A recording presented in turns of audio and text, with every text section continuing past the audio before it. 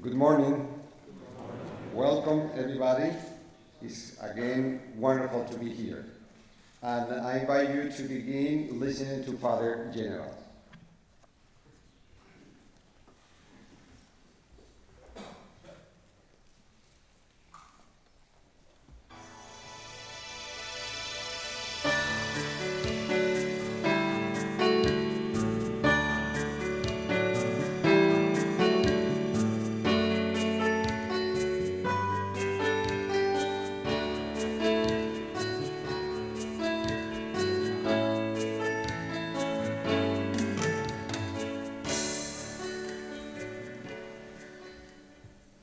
So it is a pleasure to be here with you and to have this opportunity to greet you all who have come to Boston for this Congress.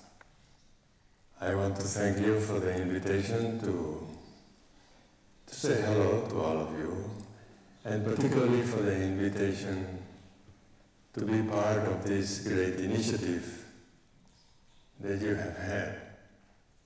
I think, from what I hear, that this is the first time that such a Congress takes place. It's a great opportunity for reflection on our mission and identity at a time of great changes in the world, in the church, and even in education itself. And at the same time, it's a great opportunity for examining the potential of working in a new way, not only reflecting together, but working effectively and creatively as a body, as a network that goes across frontiers and nationalities. As you know, education continues to be very central to the work of the society. Among other things, I would say, because for Ignatius and for all of us, the transformation of the person is very important, very central to our ministry, and education maybe is the best time and the best place where this transformation is taking place year after year. I don't think I'm going to develop these points because you have among you Fathers Lombardi and Father Juan, and they will be excellent exponents of what the society is thinking now. So I can say that I have great hopes on this Congress, and it is as such that I am greeting you. And I would like to take this opportunity to thank particularly Boston College High School for taking this initiative and for all the trouble they went to in order to prepare and to bring it to completion as you will bring it in the coming days. Thank you very much.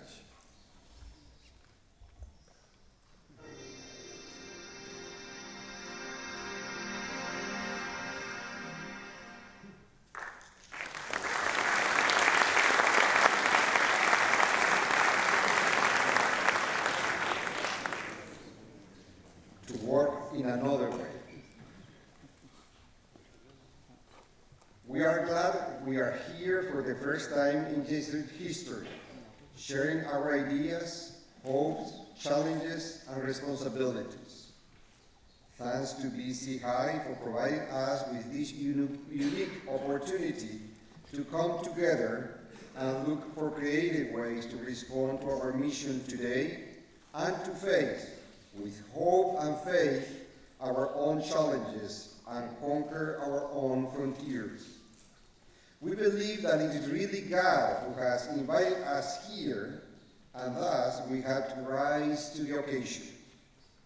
We have received the responsibility to carry on our mission today through institutions, old and new, which have been the result of great effort, generous faith, and hard work of generations of Jesuits and lay people who, as St. Ignatius himself, has seen the enormous apostolic potential of secondary education.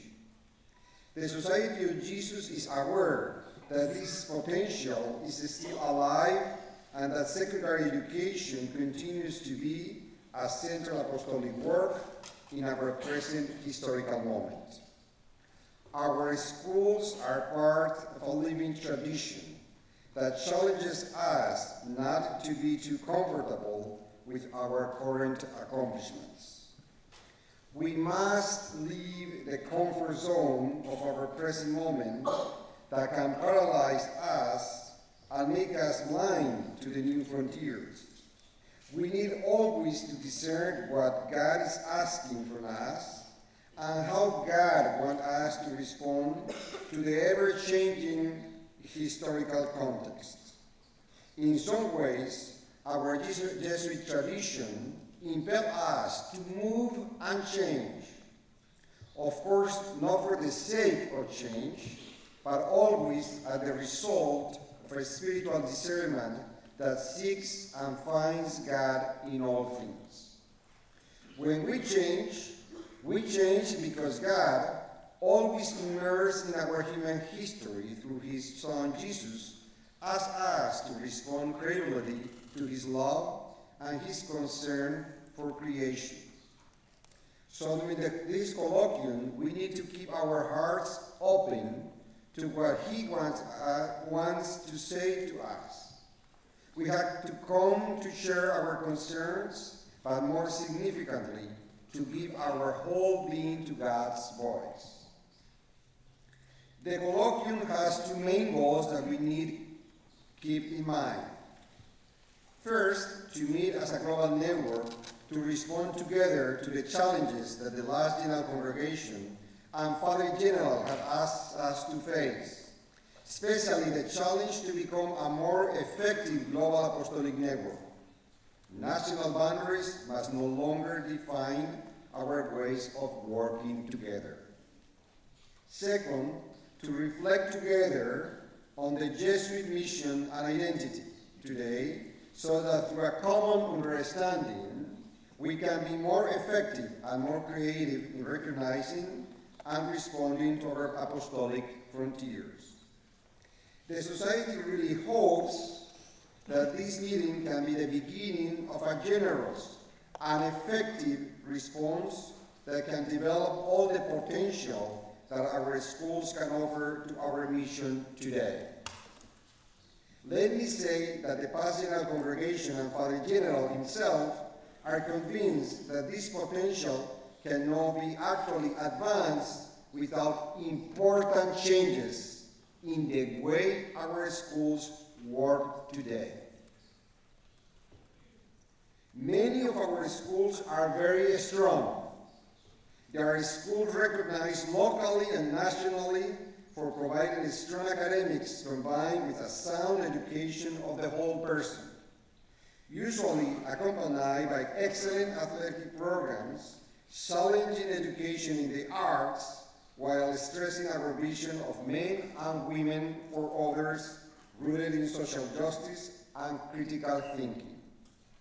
I am deeply impressed by the fact that everywhere I go, I always hear our students and faculty highlighting the fact that they feel very much at home in our schools, that they find themselves respected and cared for. Cura personalis is still one characteristic that must find central to our education. Recently, visiting a Jesuit school, a non-Catholic student told me that he could not think of a better place for him, that the school has helped him to be more active in his own church and more aware of his own faith. He felt respected and recognized, and he was also grateful for the high academic standards of the school and the many programs and opportunities provided to students. I have heard similar stories everywhere I go. This is, without doubt, an environment we want to keep, to strengthen, and to cultivate. However, there is a great temptation in being so good.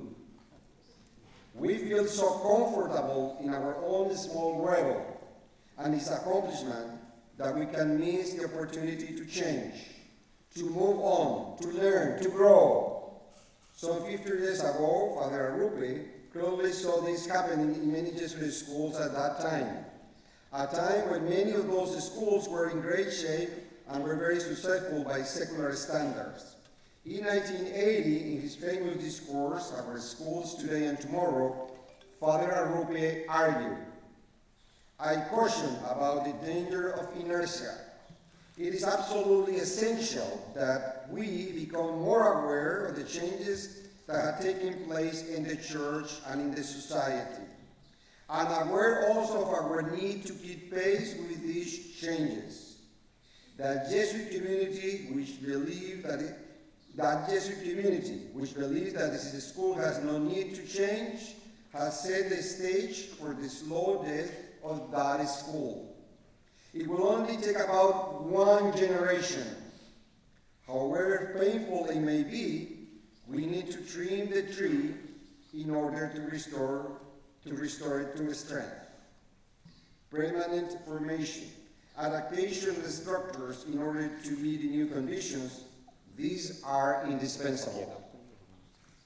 Thus, Father Arrupe invited us to share our own walls, to shake our own walls, look outside and open our spirits to change and development, to keep pace with the changes, to keep pace with the changes.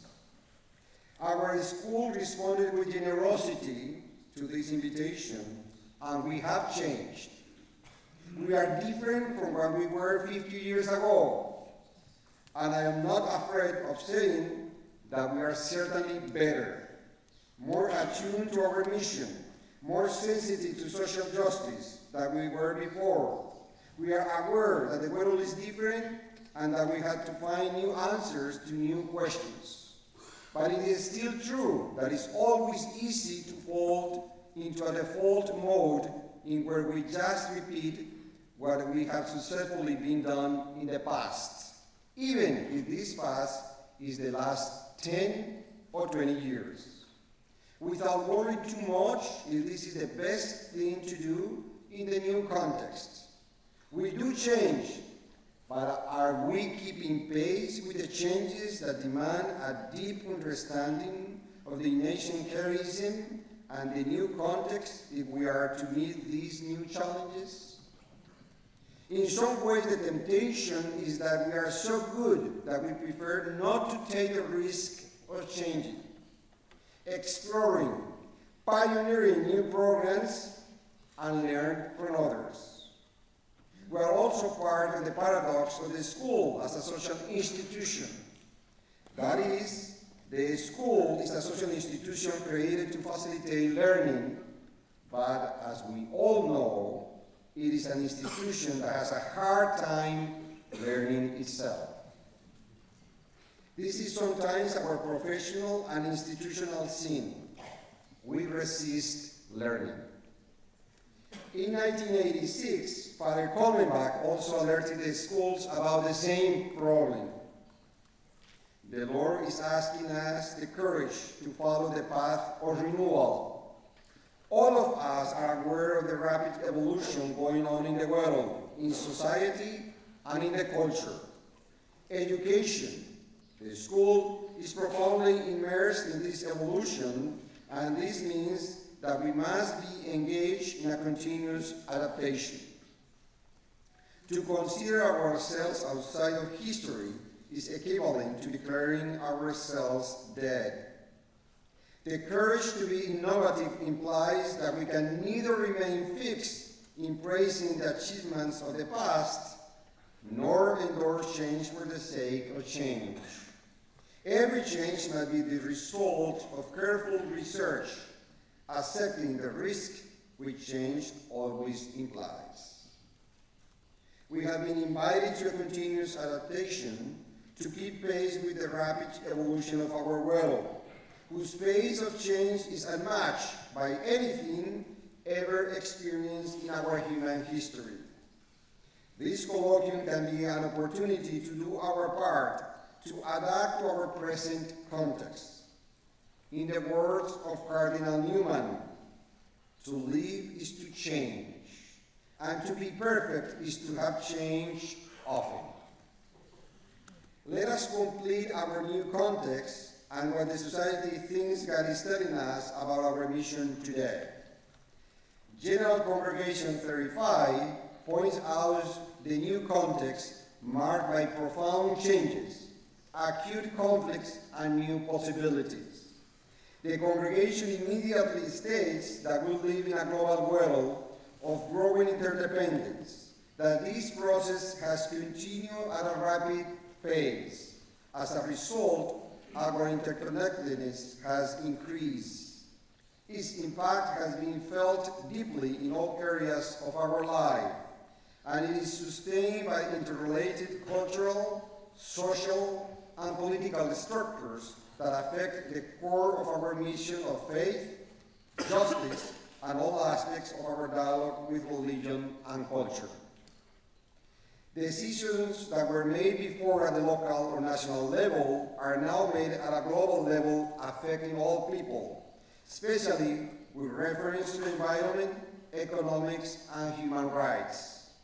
We are now aware of this global dimension of our lives that was not this clear before, and we open our local and national borders to the new reality.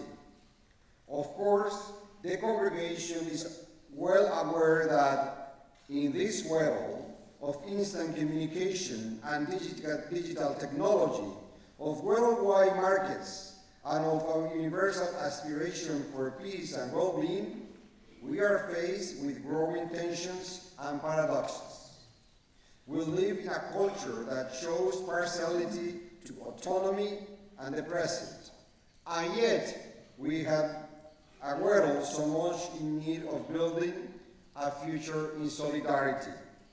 We have better ways of communicating, but often experience isolation and exclusion. Some have greatly benefited, while others have been marginalized and excluded. Our world is increasingly transnational, and yet it needs to affirm and protect local and particular identities. We live in our own world of shadows and hopes, and we believe, as St. Ignatius and the first Jesuits, that education through schools can make a difference to diminish the shadows and increase the hopes. In this task, we need to keep in mind Father Nicolas' analysis concerning the globalization of superficiality as a negative effect of globalization. The cut and paste culture that the new technologies bring can prevent for the serious and careful analysis that the present context requires. In Mexico, Father Nicolas challenged Jesuit Secondary Education to promote in creative ways the depth of thought and imagination that are distinguishing marks of the Ignatian tradition, to bring our students beyond excellence of professional training to become well-educated whole persons of solidarity. The challenge of educating for depth and of thought and imagination is also a challenge for our secondary schools. We all know very well that our students, to different levels, participate in global culture with common artists, common songs, and common problems. As a Secretary for Education, I have had the chance to visit many places, and I am always impressed that many of the songs and artists I hear on the streets of Latin America, Europe, Africa, the US, or the Middle East are the same everywhere. Globalization is not an idea, it is a fact, and as educator of the youth that participates in this new reality, we need to address it. General Congregation 35 affirms that in this global world, marked by such profound changes, we now want to deepen our understanding of the call to serve faith, promote promote justice and dialogue with culture and other religions in the light of the apostolic mandate to establish right relationships with God, with one another, and with creation. The mission is clear: service of faith, promotion of justice as integral aspect of our faith, dialogue with culture, other religions, and care for the environment. All of these in the new global context. All of these conceived as one mission of reconciliation, as a mission of building bridges across all divisions. All of these using our depth of thought and imagination to understand God's initiative in our commitment to renew our schools, to update our curricula, and especially renew ourselves as educators that trust God's grace and love in the midst of so much change, uncertainty, and choices. Our response to those challenges is an act of faith itself, that God is working in the changes themselves and that He will guide us to find a path even in the dark night of our problems. But we not only see problems in our present context. As the General Congregation argues, it has become a new apostolic challenge, an opportunity for us. Our act of faith is in the Jesuit tradition of Pueblo affirming, in which we find God working and giving us hope. Thus, we are aware of the dangers and shadows of globalization, but we are also aware of the opportunities for solidarity and fraternity that it brings to our divided world.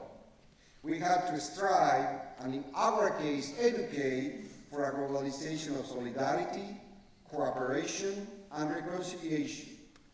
This new scenario is a way to update the humanist tradition that the first Jesuits so enthusiastically embraced for their schools and that became the distinctive hallmark of Jesuit education for several centuries. A tradition that Pedro de Rivadeneira expressed with his famous saying, "All the well-being of Christianity and of the whole world depends on the proper education of youth." We could argue that this is an overstatement of the power of education. Maybe we feel more humble about what we can accomplish. But certainly we should strive to make a difference in the world through our education. As the General Congregation 35 states, we are called to bridge the division of a fragmented world only if we are united by the love of Christ our Lord. One of the possibilities that globalization especially opens for our school is networking. This concept can sound just as a trendy word that everybody feels they need to use today. No doubt this is a real risk. However, for our schools, this is really an amazing opportunity to respond credibly to the new context. A few weeks ago, in this same campus, a few Jesuits and lay people gathered for a conference on international networking in the Society of Jesus, challenges from a universal mission. They were aware of the importance of networking in order to increase the apostolic impact at the regional and global level. Of course, they also recognize, this is a quote, a feeling of dejection for not facing the changes that the mission requires from us, and of continuing to do the same tasks in the same old-fashioned ways, and a feeling of dismay regarding the slow institutional pace with which the structures of the Society of Jesus move in that direction. However, end of quote, however, the overall assessment is that we are in a kairos moment that demands imagination, generosity, and new ways of doing things. Of course, one could argue that networking has always been part of our history from the beginning. Ignatius urged Jesuits all over the world to have a constant correspondence with the General Curia as a way to create a sense of a universal body. Even the ratio studiorum could be seen as establishing a common curriculum and criteria to establish the first really international network of schools in the world. Thus, what is it that we are called to do today that we did not do before? I think that the ratio did not really establish a network in the way we understand it today, but rather it started a model reproduced many times in different places in the world. Today, we do not look for this type of organization. We want to keep the tension between being locally rooted, open to international cooperation, and to build a global citizenship that can work in solidarity. The final document of the Conference on Networking states, today, Jesuit networking could be defined as a way of proceeding apostolically through networks that better enable global and regional cooperation at the service of the universal mission, raising the apostolic structures to a new level of agency with global or regional impact, and therefore connecting persons and institutions to act as a global and interdisciplinary body in collaboration with others. Mission and identity are the two components that inspire and center our networks.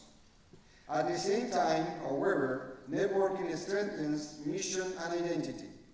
The document establishes some helpful characteristics of Jesuit networks. First, mission and identity are the axis of belonging, the strands that nurture connections among members. Two, despite their horizontality, adequate leadership is crucial and a clear link with the Jesuit government is essential. Three, the networks have specific and clear purposes that require common planning, sustainability, and evaluation. Four, they employ as much as possible a multi-tracking, interdisciplinary, and cross-sectoral approach. Five, they promote internal participation and are actively open to collaboration with others.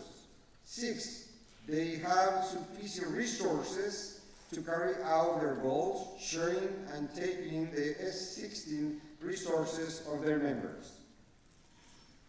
Chris Lowney writes that we need a network, quote, where Jesuit institutions and individuals in them understand themselves as participants in a greater Jesuit mission that transcend the boundaries of the school or country, and are willing to lend their talent, time, or treasure as part of this broader mission, end of quote. In this sense, what the society is asking us today is to be faithful to our fundamental tradition of responding to the needs of unique times, places, and people. That is, to discover a way to be as we had never been before. We can only begin this journey if we come together, explore together, and walk together. The present International Colloquium is a step in this direction, a sign that we want to be different in the future, that we really want to become a global network as we understand it today, that we are beginning an irrevocable new path. That is why Father General Adolfo Nicolas has also encouraged all Jesuit secondary school networks to take advantage of this opportunity to advance the society's commitment to form leaders who can serve both the Church and our world. Father General hopes that by gathering as a global body of Jesuit secondary schools, for the first time, we can begin to establish ways of collectively preparing our students and school communities to address our present challenges. As Father General has pointed out, the enormous challenges to Jesuit education today require our best efforts in order for us to serve the mission that has been entrusted to us. we are not going to find a better occasion than the colloquium to explore together the meaning of our global network of schools.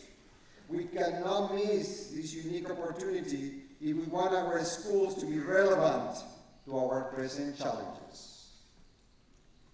Of course, we have learned from the past, and we are not naive about the costs of the challenge. We know that we are called to a cultural change that affects us personally and in our schools. Father Jorge Sela warns us, quote, "The process of cultural change in institutions does not always come about smoothly. Structures which concentrate power and maintain, and they resist the invasion of networks which penetrate into realms of reserved information. As in every cultural change, there is a period of confusion, adjustment, and creativity, in which resistance gives rise to conflicts, but is also the spark of innovation." End of quote. We need to accept the challenge and find creative ways to face it. As Father Adolfo Nicolas has challenged us, we need to use our imagination to go to our own frontiers. Jesuit schools. To continue our way of renewal, we need to remember our roots. We need to remember that the sole reason for us having schools is for the apostolic fruit that is found in them. This is what motivated St. Ignatius and his companions to open schools and embrace this apostolate. They founded the Society of Jesus with the idea of helping souls. From the beginning, they saw this purpose as requiring a qualified service to others, and very soon they learned that schools were privileged places to accomplish it. But Ignatius, wise as he was, also learned that schools, as social institutions, have a specific and structural good, an inner good, that had to be respected and that was not in contradiction with our apostolic mission. A place for pietas, for learning virtue and character, for opening the mind to knowledge and science, a place for the academics. For those reasons, Jesuit schools were seen as rigorous and solid schools in their own right, and that motivated many people to send their children to study with the Jesuits in the first place. This rigor in our tradition, religious education, academics, and integral education remains so essential and even prescriptive in our current self-understanding. St. Ignatius learned the importance of a solid intellectual preparation when he decided to study in some of the best and most prestigious universities in Europe of his time. He learned that this spiritual journey also meant a rigorous academic preparation. We have inherited this vision in our schools, and for this reason, educating the whole person and academic excellence have been the benchmarks of our education.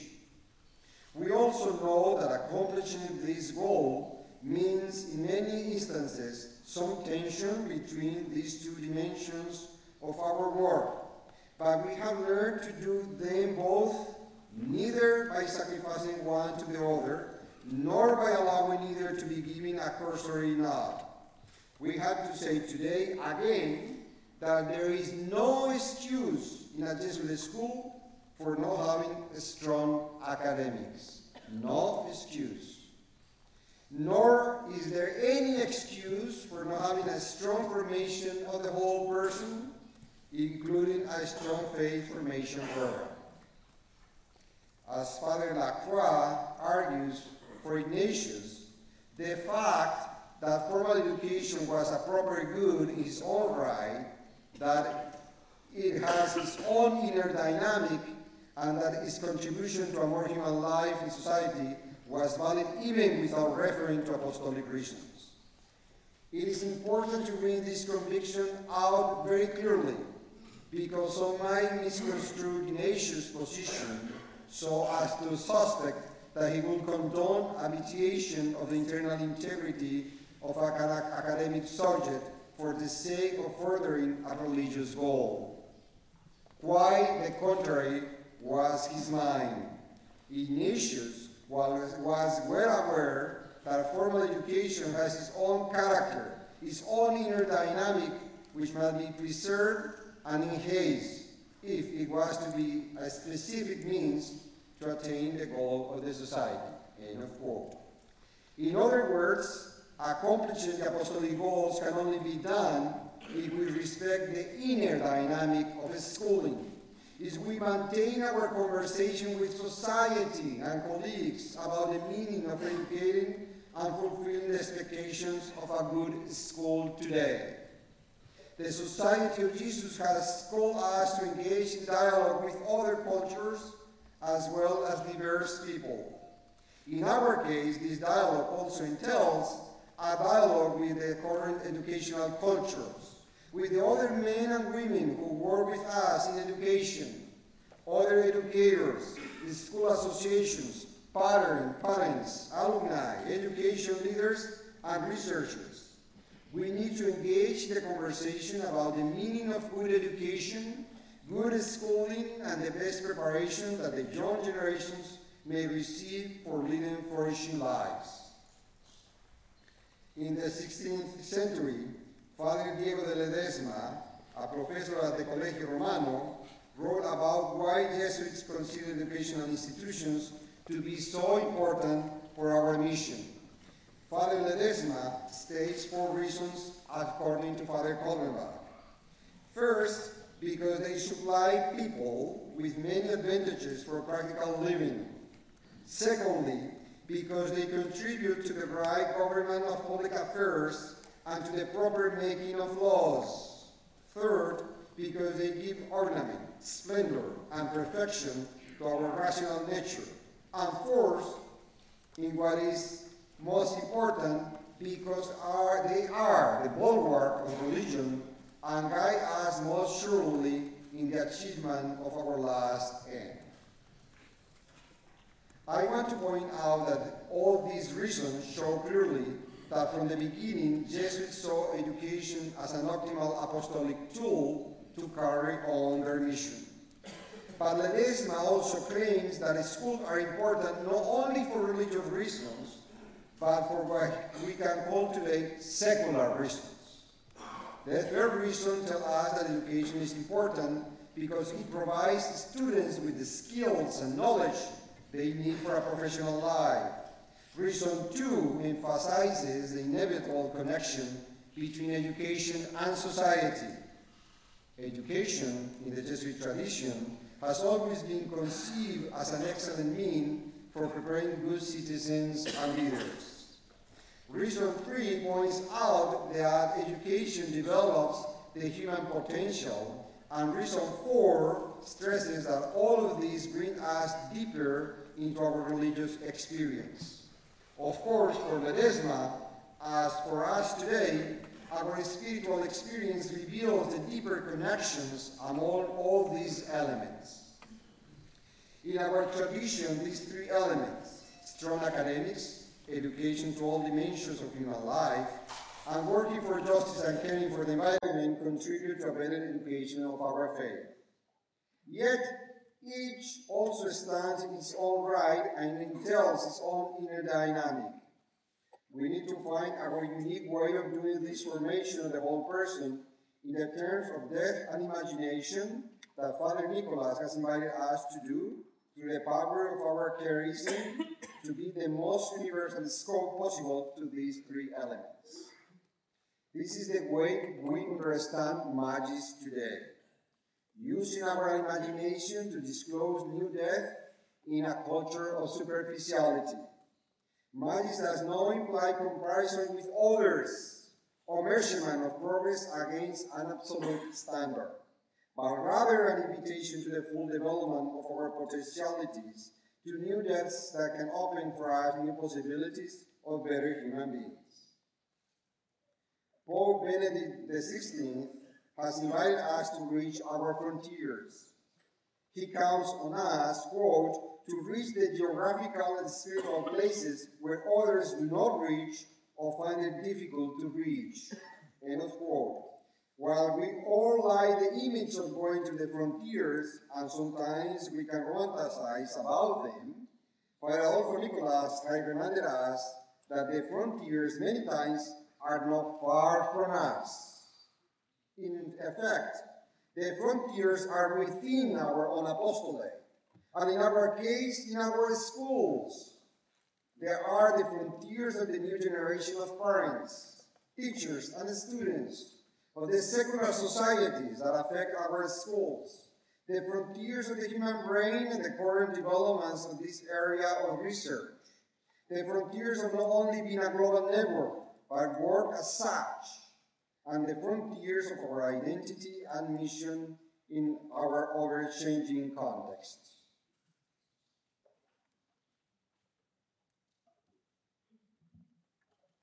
Jesuit schools.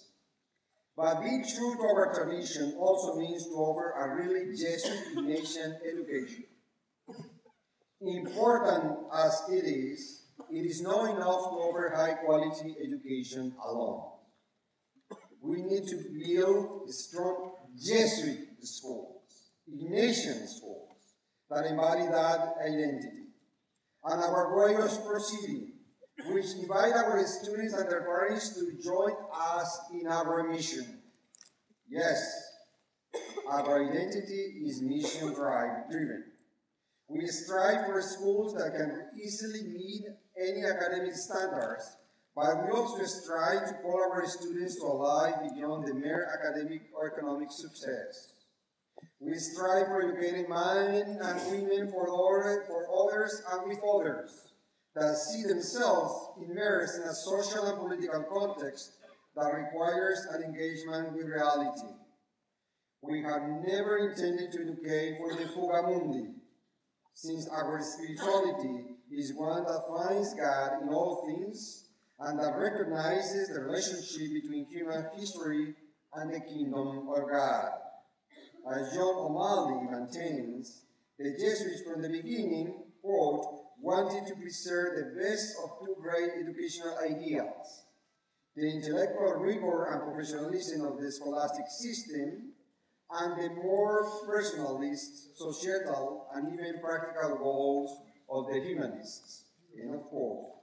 We know that Jesuit schools live in the tension between being Jesuit and being schools, but this tension is the source of death in a time with superficiality and reductionism that seems to be taking hold of many educational systems.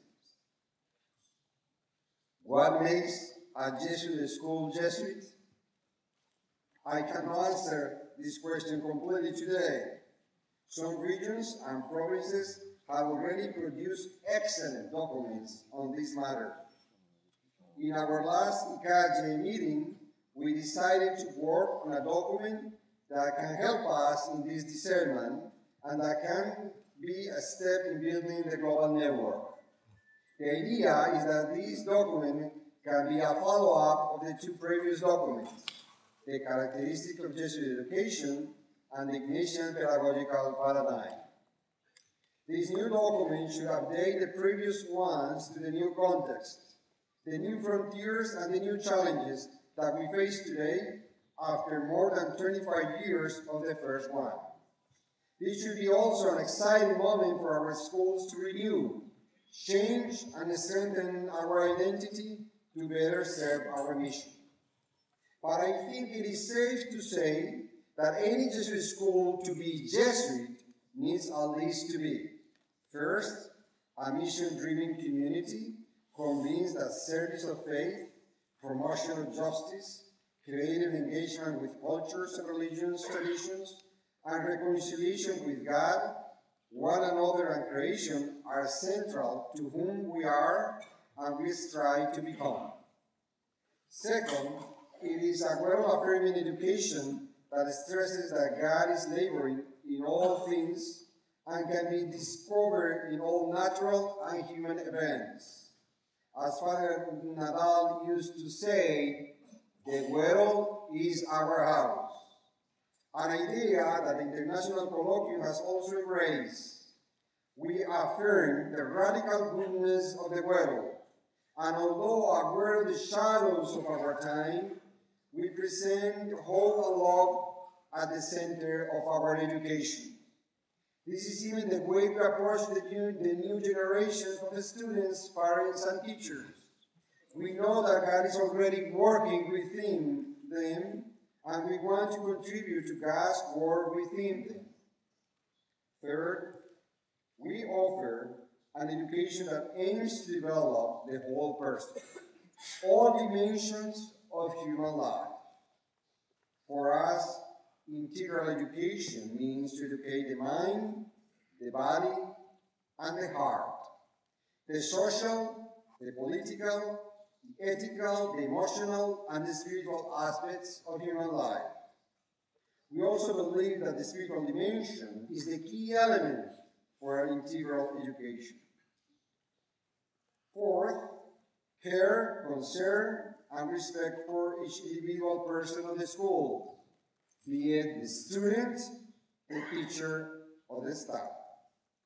The cura personalis is central to our tradition, and we need to make sure this is really happening in our schools.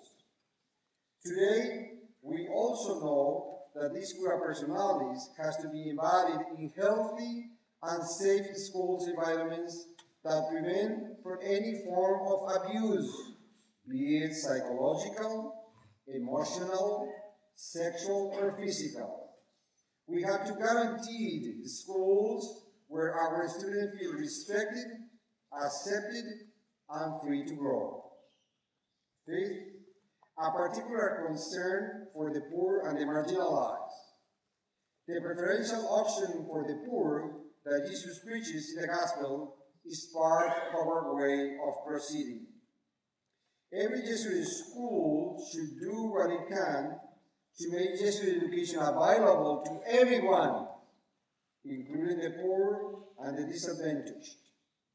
Fe y Alegría, another Jesuit school working with the poor, are a living testimony of the great effort made increasing the case for bringing quality education to the disadvantaged in the Jesuit tradition. We can also mention nativity schools and Cristo Rey network. We can only dream of the possibilities for even more quality education for those in need in a global network of Jesuit schools. Sixth, finally, our education is conceived as a service to the gospel and to the church. Yes, to the church. We see schools as part of the apostolic mission of the church in building the kingdom of God. So we are invited to walk our path with the same generosity that those before us did in their time and context.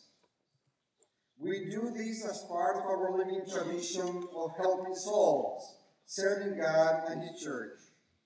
We do it affirming our historical convictions.